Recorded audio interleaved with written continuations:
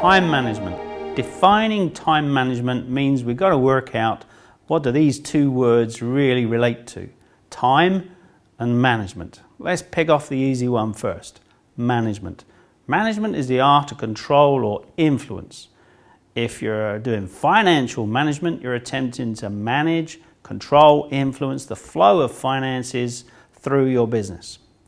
If you're doing sales management, you're attempting to control and influence the sales, the increase of sales and profitability of different products and services. People management, you're attempting to control and influence people. So what's time management? The problem is defining time. So many of us have time framed in our minds as this thing, the clock and the watch, the number of minutes, the number of hours in a day. And if we have that as our concept of time, we're already in trouble because we cannot manage, we cannot control, we cannot influence the flow of minutes and hours through the day. There are 1,440 minutes in every 24 hours, period. You can't have any more, you can't have any less. You can't put them in a different sequence. They just come the way they come. Most of us kind of get up in the morning, open our peepers and go, whoopee, I'm alive. What am I going to do today? And we have this vision in our heads of an hourglass full of 1,440 grains of sand. And gradually during the day, these grains of sand just drop through that thin neck into the bottom, which is where we have that concept of running out of time.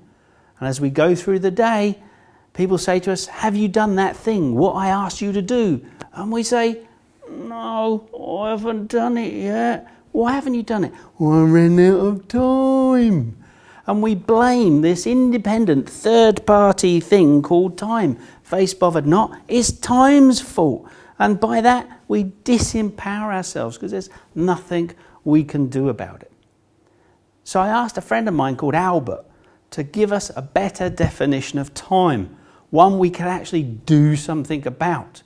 And Albert says, time has got no independent existence outside the events in our life. Time is in fact a sequence of events, one after another. This is a guy called Albert Einstein. And you can kind of catch up with what Einstein's on about if you compare and contrast two slightly different events that most of us would have in our lives. First of all, think of a social gathering, a really great social gathering, versus an incredibly boring business meeting. Now, I know you wouldn't go to any boring business meetings, but just imagine being at a great social gathering. You get there about 8 o'clock at night, it kicks off, you're dancing around the handbags, giving it large, and you think to yourself a few minutes later, oh, I wonder what the time is. You look at your watch and it's 1 o'clock in the morning. You go, it can't be 1 o'clock in the morning. I got here at 8, that's 5 hours gone. Where's the last 5 hours gone? You check a watch with a friend, it's 1 o'clock. When we're totally involved in what's going on, time just disappears, doesn't it? Now imagine going to an incredibly boring business meeting. You're sat there at some school PTA meeting or something. You've got the matchsticks under your eyelids and, oh, how much longer is he going to go on? Or you look at your watch thinking you've been there hours and, I've only been here 10 minutes. Oh. If you're totally disengaged, bored, then time just seems to drag, doesn't it? And Albert would say that the length of time varies depending on our level of involvement with the event. So time management is the art of controlling the sequence of events in our lives. There are some events we can say yes to. There are some events we can say no to.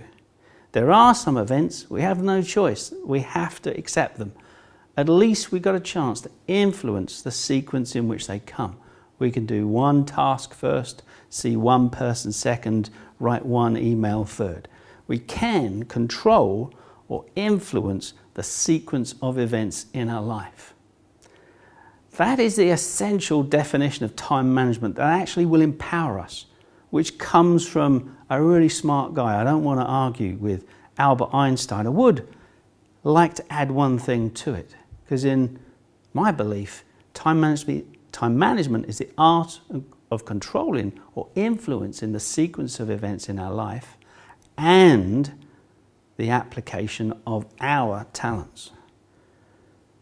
I'm coming from a point of view that we are blessed with, inherit, develop a character, a skill, an insight, a talent.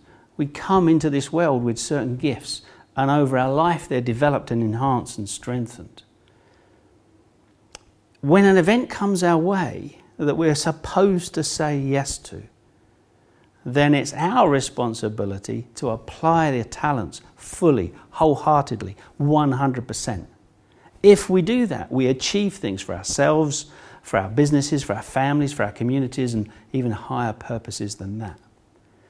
If an event comes our way and we say no to it, but we were blessed with that skill or that talent, then really, we've really missed out on a major opportunity. There are times, though, when we say yes to something we probably should have said no to. And on that occasion, having said you will, you develop a sense of duty and ownership, and you have to struggle and kick and scream and beat yourself up in order to force yourself out of a sense of duty to do this thing. And it probably takes way more time and way more effort. There are those times when we say yes to an event, we have the skill, but for some reason we're feeling underconfident and we kind of tiptoe around it and really don't put ourselves out fully. In which case that chunk of our life has gone, but we're unlikely to achieve.